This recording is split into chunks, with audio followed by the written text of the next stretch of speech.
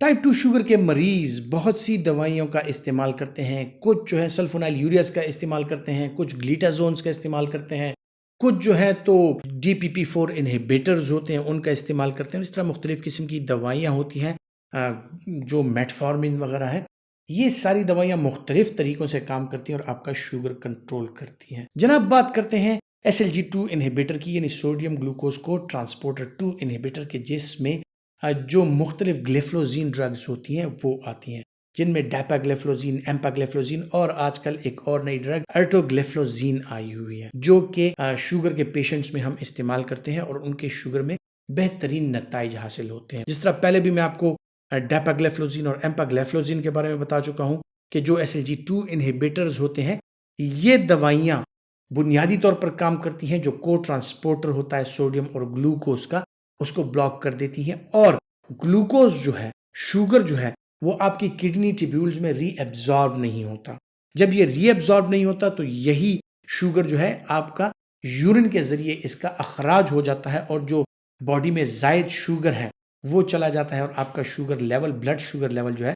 वो कम हो जाता है। अब इन दवाइयों का इस्तेमाल जो लोग करते हैं उनको ये पता है कि इन दवाइयों के साथ उनको पेशाब ज्यादा आता है, जिस तरह के डायोरेटिक के साथ आता है, क्योंकि जब ग्लूकोज का अखराज हो रहा होता है तो ग्लूकोज अपने साथ पानी भी बाइंड करके और पानी का भी अखराज करता है। तो ऐसे लोगों में जो है तो छोटे पेशाब की वॉल्यूम, उसका जो है मिकदार जो उसकी होती है वो बढ़ जाती है और उसी के जरिए जो है तो यूरिन में ग्लूकोज का अखराज हो जाता है और ब्लड में शुगर लेवल कम हो जाता है। ग्लिफ्लोजीन्स के बारे में मेरी वीडियोस मौजूद हैं, उनके बारे में जो डिटेल डिस्कशन है वो वहाँ पे कर चुके हैं। अर्टोग्लिफ्लोजीन इनमें एक नई एडिशन है जो कि उसी तरीके से काम करती है, लेकिन एक अच्छी ड्रग है। इसमें जो साइड इफ़ेक्ट प्रोफाइल है इसका बेहतर है और इसके जो बेनिफिशियल इफ़ेक्ट्स हैं ग्लिफ्लोजीन्स के, जिस तरह के आपको पता है कि नई रिसर्च के मुताबिक के जो शुगर के अमराज होते हैं उनमें किडनी फेलियर, उनमें हार्ट फेलियर और इस तरह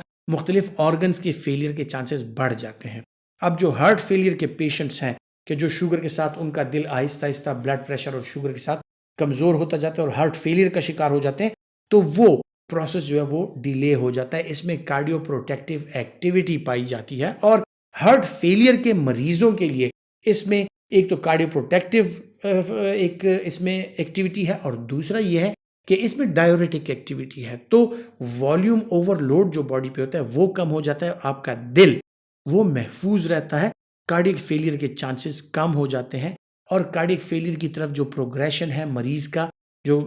कुछ अरसे में कार्डियक फेलियर में जाते हैं, वो कम हो जाती है और लंबे अरसे तक शुगर के ये मरीज जो है एक सेहतमंद दिल के साथ जिंदगी गुजार सकते हैं। तो अगर आपके डॉक्टर ने टाइप 2 शुगर में आपको ग्लिफ्लोजीन्स में से कोई दवाई एडवाइस की हो तो इसका मतलब है कि ना सिर्फ वो आपके शुगर को कंट्रोल करना चाह रहा है बल्कि उसकी जो पेचीदगियां होती हैं खुसूसन दिल के हवाले से और गुर्दे के हवाले से उनको भी कंट्रोल करना चाह रहा है। और ये एक अच्छी ड्रग है जिस पर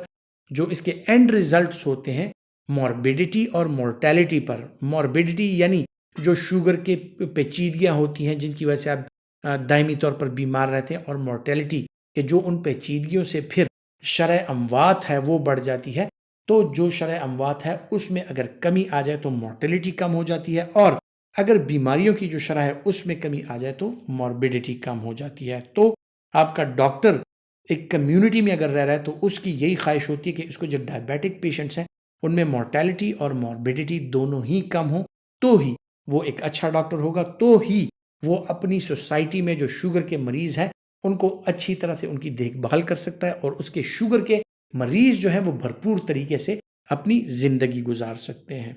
साइड इफेक्ट प्रोफाइल के हवाले से, चूंकि ये एक ग्लाइकोसियूरिक ड्रग है, यूरिन में शुगर का अखराज भी होता है, तो जिन लोगों में गुर्दे के मसाइल होते हैं, गुर्दे की पथरियां होती हैं या उनको बार बार यूरिनरी ट्रैक्ट इन्फेक्शंस होती हैं, तो ऐसे लोगों में इसका इस्तेमाल वो कतई नहीं कराना चाहिए। फिर खुसूसन खवातीन में जो कि शुगर का शिकार हैं, बार बार उनको यूरिनरी ट्रैक्ट इन्फेक्शंस होते हैं, उनमें अगर इसका इस्तेमाल किया जाए, चूंकि उनके यूरिन में ग्लूकोज की मिकदार और बढ़ जाती है, तो न सिर्फ बैक्टीरिया बल्कि यीस्ट यानी फंगल इन्फेक्शन जो होते हैं उनमें वो कॉमन हो जाते हैं और उन्हें फंगल जो वेजिनाइटिस होता है या जेनेटो यूरिनरी ट्रैक्ट के जो फंगल इन्फेक्शंस होते हैं ویجینل کینڈیڈیاسس خصوصاً وہ بڑھ جاتے ہیں اور انہیں بار بار جو لیوکوریا کا مسئلہ ہوتا ہے ان خواتین میں یا ایچنگ کا مسئلہ ہوتا ہے وہ مسائل جو ہیں وہ بڑھ سکتے ہیں. تو جب بھی گلیفلوزینز کا استعمال کرانا ہو اپنے پیشنٹس میں تو ان لوگوں کا کڈنی سٹیٹس، ان لوگوں کا ایک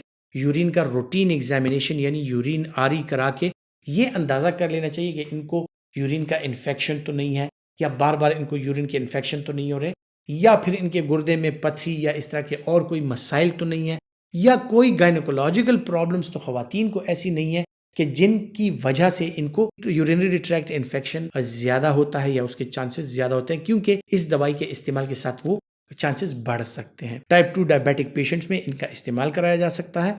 اور جو ٹائپ 1 ڈائبیٹک پیشنٹس ہیں جو انسولین پر ہیں ان میں ان کا استعمال جو ہے وہ ممنوع ہے کیونکہ ان لوگوں میں اکثر اوقات اس کے ساتھ